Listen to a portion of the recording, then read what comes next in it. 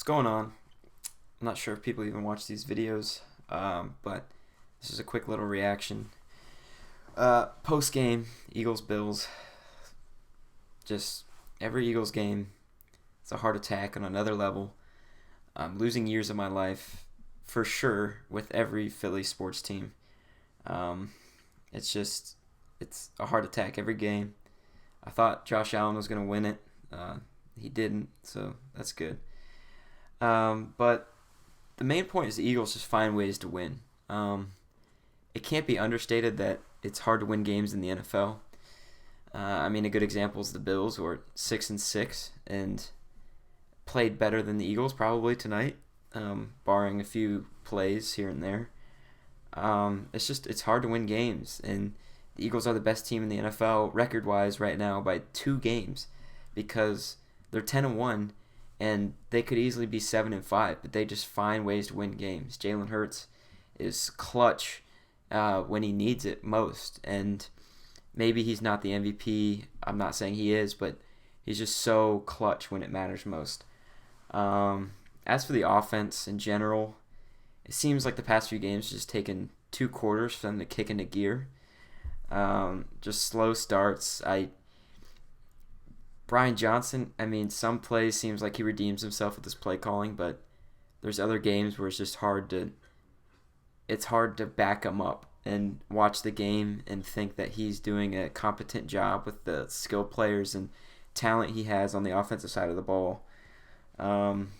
Just a lot of QB runs, which won the game, but in that situation, they weren't going to be able to stop it. But just like during the game, the first drive was 3 throwaways, and it's like, I don't know if the coverage is good. I haven't watched the replay, all 22 replay yet, but I don't know if the coverage is good or just not creative enough play calling for people to get open. I just don't know. He needs to do more for me to be able to trust him. Like I said, Hurts playing better when the lights come on at the end of the game. He finds himself in deficits and he builds his way back up. It's no shock. I think in the last 29 regular season games, he's 27-2, which, if you just think about that, that is insane. An insane number. I don't even know what to say about that. As an Eagles fan, it's such a blessing to have a guy who's so composed. He's sitting on the bench when Elliott makes that field goal with not a single emotion on his face. And every time they pan to the bench, he's the same way. No emotion. He's so locked in. And as an Eagles fan, I just appreciate the fact that he's my quarterback. That he's so good when times get tough. And like I said earlier, maybe he's not the MVP. But I know he's valuable to this team. So much for a super team around him. Who cares? I don't care who's next to you. If you're doing what he's doing at the end of games when you need it, you should be in the conversation for the MVP. The offensive line, missing Lane Johnson tonight, had to slide. I think it was Driscoll over to the right tackle spot. It was just, Hurts had to scramble too much, and I would like to see more time for him in the pocket. Again, as an Eagles fan, he's 27-2 in the last 29 games. The line is a massive part of that, and they've been so good for 2.5 years. Longer than that, the offensive line's just been incredible. Backbone of this team, and the reason why they score points and win games. But it was a little off tonight, just not their usual selves in terms of pass blocking, run blocking. They didn't run the ball probably as much as I thought they should have, but towards the end of the game, the passing was working, and maybe that was because of better protection as the game went on, but to be determined. DeAndre Swift, this is the last highlight of the offense. He has been remarkable this year. From the second game of the season on, that last run of his in overtime was electric. He knew that guy was coming right behind him. I think it was Poyer. Jumped right over his hands. He has great vision, and I know in his past few years of his NFL tenure, he's been hurt a lot, and that's pretty much the only downside to his game is the fact that he's been hurt. And the fact that he's been playing great and he hasn't gotten hurt has been a huge boost for the offense and for the Eagles in general. They need to keep giving him the ball. I mean, this offensive line, Jason Kelce, however old he is, 38, 37, he's just still mowing people over, making lanes for both Hurts and Swift and Scott and Gainwell. And it's just just run the ball. I mean, you have DeAndre Swift, who's electric, elusive, shifty with the ball. Just keep giving it to him. As for the defense, I don't know what to think about the defense, if I'm being honest. It just seems like they have poor coverage, and that could also be due to the fact that I'm going to mention later of not a lot of pressure from the defensive line that's talked about so much, and that they get quick pressure. I think that was a stat. They have the fastest or most pressures under 2.5 seconds in the NFL this season. I don't know. I feel like Bradbury's a liability. He was so good last year. Might have gotten bailed out on a few penalties tonight. It looks bad to the rest of the NFL because it's touchy. It's getting touchy in the secondary, and Slay and Bradbury both have plays where I think it could easily be pass interference, and that's a different game. Bradbury had a lucky punch out on Stephon Diggs at the end of the game. Could have been a catch. I don't know. It came out quick, but it could have been a catch, and it was because he wasn't paying attention, or he was playing too deep, and Stephon Diggs sat down 15, 12 yards away and just got a catch, and lucky it got punched out.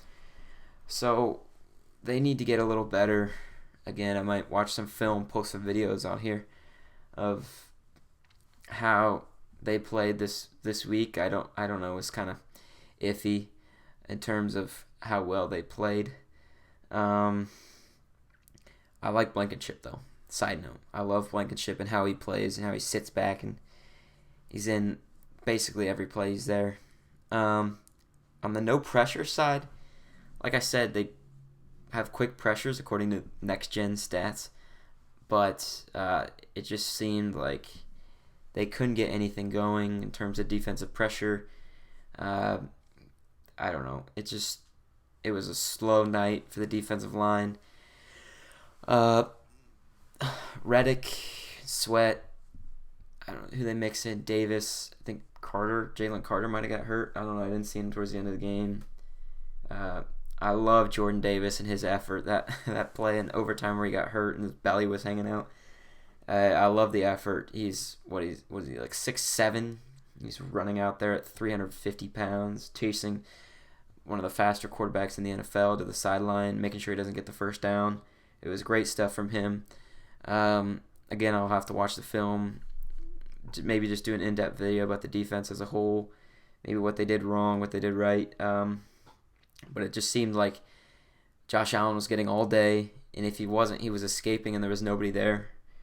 And Hurts was pressured the whole night. So that was kind of baseline viewage of me. That's what I saw.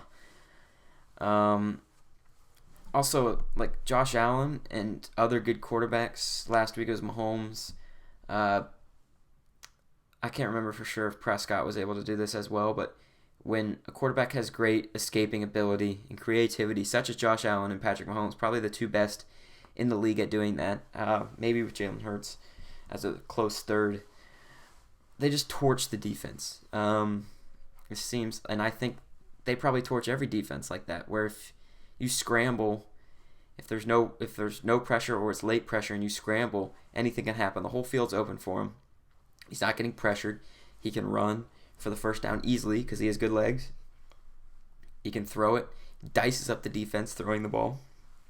So I would love to see a better defensive effort going forward. Obviously against the 49ers, they have as many weapons as the Bills, if not more, with McCaffrey, Ayuk, Kittle, Deebo Samuel. It's just never ending. Purdy has looked great this year. It's just, other than the 3-game losing streak, but they've looked great. So the defense and Sean Desai have got to step it up going forward. It's looked rough, and they're winning games, so they're doing enough to win. But as you get the 49ers, the Cowboys, at the Seahawks, who maybe not as dangerous, but it's at the Seahawks, which the Eagles never win. The defense has got to step up. And going into the playoffs as well, playoffs is a lot of defense. And it's just making plays when you got to make plays, which they sort of have been doing the past few weeks. But the defense just got to be better overall, in my opinion. And yeah, we'll see how that goes coming into next week. I think it's Sunday Night Football or a 4:25 game again. As for the 49ers game upcoming, I'm going to watch some 49ers film this week. Maybe post a few videos on here. Yet again, I don't know if anybody's watching this. But like I said, dangerous offense, really good defense. They got Chase Young added to the defense along with ex-Eagle Javon Hargrave.